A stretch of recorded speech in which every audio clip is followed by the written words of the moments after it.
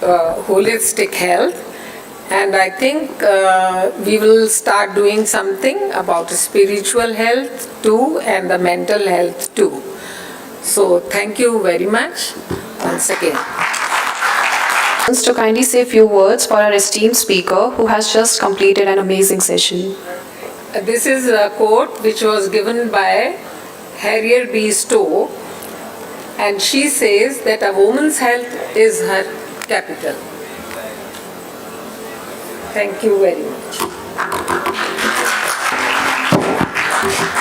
Thank you very much. It was a wonderful paper presented, and it was in so much of details that she covered almost each and every aspect. And it is something wonderful to listen to you today, and it has given a very wide angle to understand woman practically, that how she is superior than men and how she can do wonders in her life, and she can manage things, because the men cannot, as you very rightly said, that you are put into a disciplined cycle of life due to menstruation and all, and you can manage those things. You can understand things in advance and then plan for them so better, because men are not that way. They go hayway, and they can without any responsibilities, and the mother's love is the unconditional love. Yashoda Maya. Yashoda Maya and Anuradha ji been talking when she was explaining that this love for the whole humanity is something wonderful which is there in women, and I think taking care of their health, as you explained, it is something wonderful. I will be talking in my paper on spiritual health and emotional health, how to really understand yourself, so that all these problems, what you explained, can be covered in much deeper sense, how we can really manage and do things. I would request my other panelists to say something. Good afternoon, ma'am. Being a female, I think it was very well covered by you, ma'am. Very nice presentation. Thank you so much, ma'am. Thank you, sir.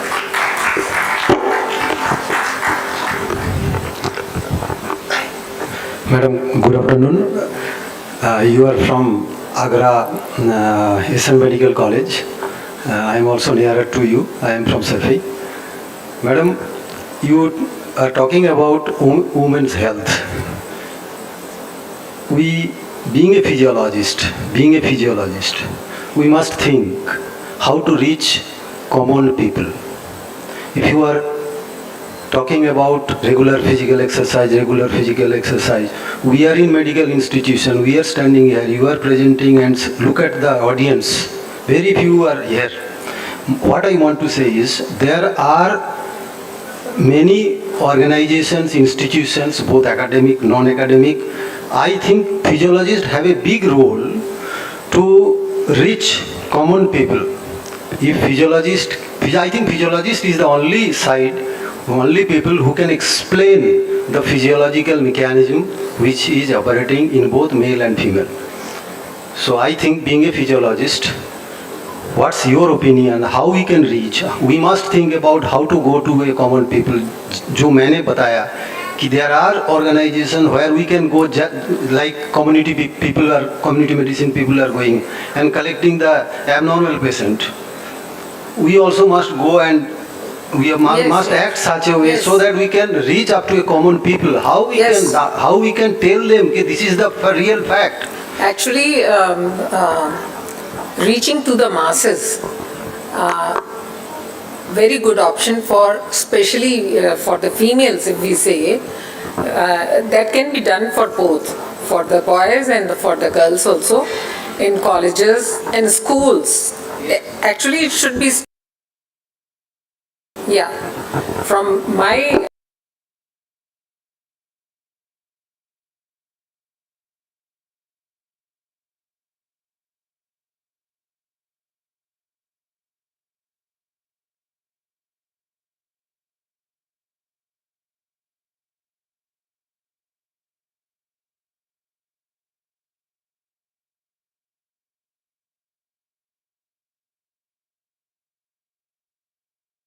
equal weightage on the two, the male and the female, the girl child and the boy child.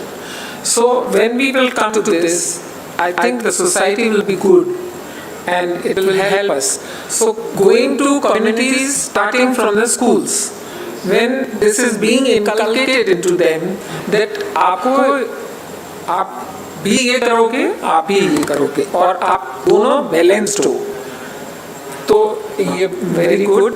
And colleges में जा सकते हैं. वहाँ पे आप school में doctor तो है, लेकिन वो सिर्फ पैरासीटामोल देने के लिए है, बाकी कुछ नहीं है.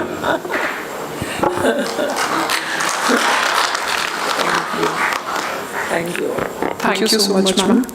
I request our respected chairpersons to present memento to our speaker.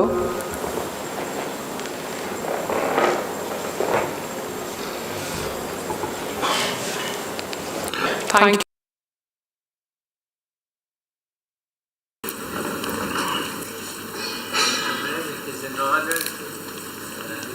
Can we have a huge round of applause?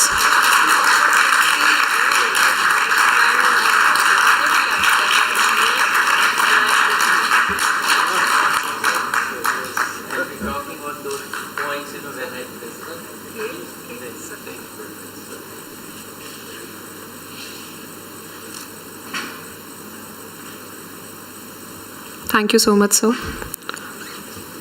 I request Dr. Anuradha Iyer, ma'am, to kindly come upon the stage to present memento to our respected chairpersons.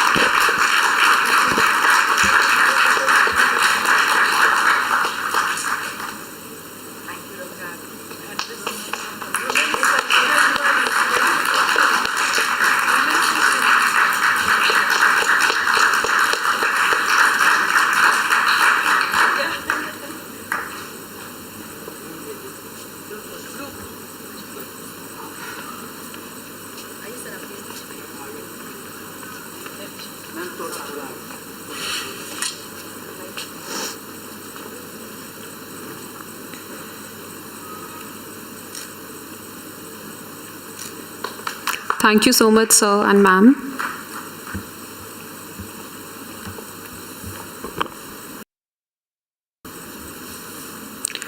We are now moving on to another crucial topic in the realm of health and fitness, that is cardiovascular exercise testing.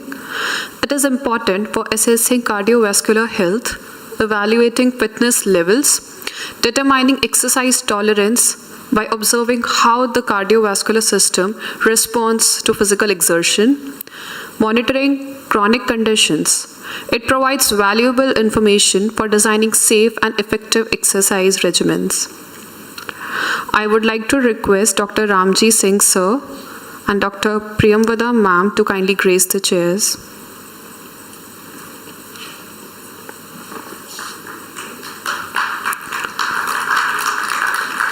We are highly obliged to have Dr. Sudhanshu Agrawal sir, who is an executive body member of Association of Physiologists of India and established neurophysiology lab at Hospital Block, NCRIF.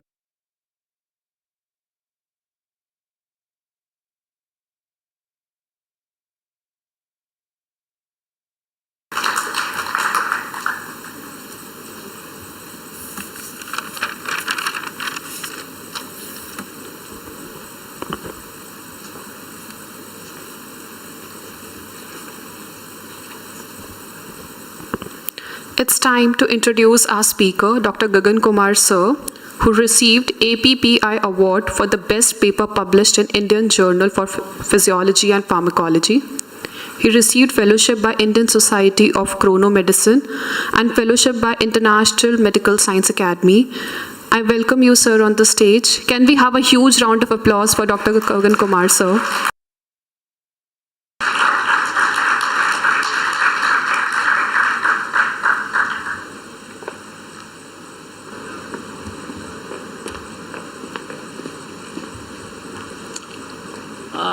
Very good afternoon, everyone present over here.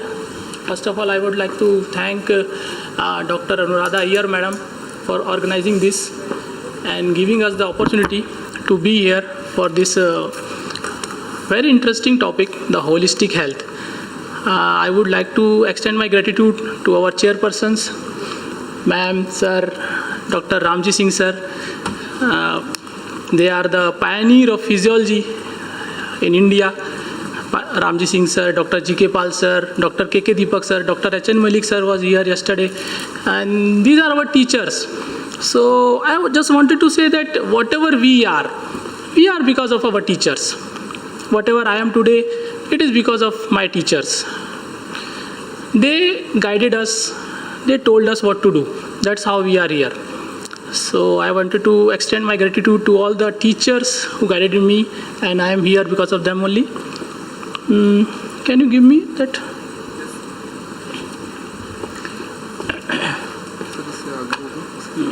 Okay, thank you. So it's working, it's not working actually.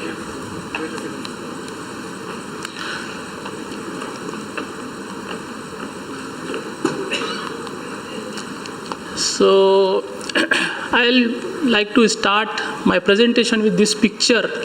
So can anyone identify this picture? This is the Alfred Nobel Medal given to a scientist for a work in a field, extensive work, and they used to get the Nobel Prize for that.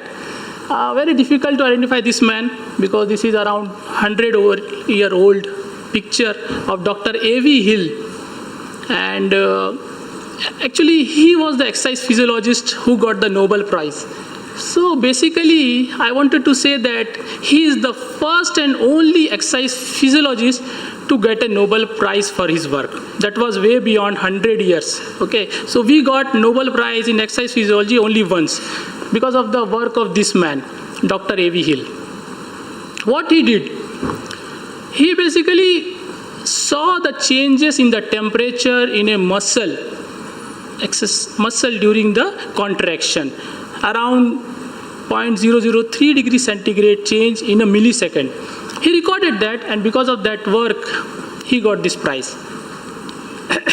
This is the picture when he visited India in 1944, and he is sitting with our Indian scientist, Dr. S.S. Bhatnagar. We used to tell him the father of laboratories of India because he was the first person who started establishing the laboratories in India. That's how our government honored him with releasing a stamp for his name on 1994. So let's go back to our topic, that is the exercise physiology. So since yesterday we are having lot of sessions on various things, holistic health, diets and all. So just I wanted to convey this message to you all, especially the younger ones, that whatever you preach, you practice. This is the picture when I did my sports medicine diploma from NIS Patiala, that is called the hub of sports sciences and sports in India. That is the biggest sports hub in Asia. That is National Institute of Sports, Patiala. You have seen various movies like Dangal, you have seen, it is there mentioned there, NIS Patiala. So I did my sports medicine from there and then worked there as a sports physician for 2 years, from 2013 to 15. And during that, I used to go to various places as a posting, like Sonipat, and then Sai Shilaru. So basically, this is a high altitude center at Shilaru, where I used to go with the team for high altitude training. So this is actually my judo team at that time. If you can see, he's the coach, chief coach at that time. Now he's associated with other teams now, other association. But he was then the chief coach of the judo team, and I'm telling you, he was the fittest coach of any team across India at that time. He was around 45 years old, and he used to run like anyone, more than better athlete than these athletes at that time. Another coach is there, Rahul Dravid. He's also very fit, but Jeevan sir was also very fit. This is Sushila Kumari from Manipur, a judo player and a world championship medalist right now. So what is exercise physiology? So if you see, in exercise physiology, we tend to assess the changes occurring during the exercise in the body. Whatever changes, BP changes, heart rate changes, those are called exercise physiology. So there are different aspects of exercise physiology. One is environmental physiology. If you see high altitude physiology, that comes under environmental physiology, because environment play a very important role. If you are running in a hot, humid condition, that will affect your body. If you are running in the cold condition, you are doing exercise, that will affect your body. So another is environmental physiology. You see, there is a DM course in high altitude medicine at AIIMS Rishikesh. Dr. Latika Mohan madam is working very nicely in this field. Another discipline is, sub-discipline of the exercise physiology, is sports physiology. In sports physiology, we take these principles of exercise physiology and then use them for enhancing the sports performance. That's what we are trying to do now. I learned that technique from the various postings, like I worked in NS Patiala, then under Dr. Pralay Majumdar, exercise physiology, renowned exercise physiologist of India. He worked there as a head during my posting in the Sai Bangalore, he was there. So I learned these techniques and learned how can we use to enhance the sports performance using the sports physiology. So one of the part of this assessment is cardiopulmonary exercise testing. So as you see, the topic of this conference is holistic health. So apart from talking about the CPET testing, cardiopulmonary tolerance testing, I'm also going to tell you some of the benefits of exercise in the disease conditions also, old age also. So I am also going to take a holistic approach, okay? So let's start with the CPET first. I'll describe you what is CPET, how can we do the CPET, what are the instruments you needed to do the CPET, how can you interpret the CPET. Okay, so these are the things I'm going to discuss in the CPET right now. So basically testing.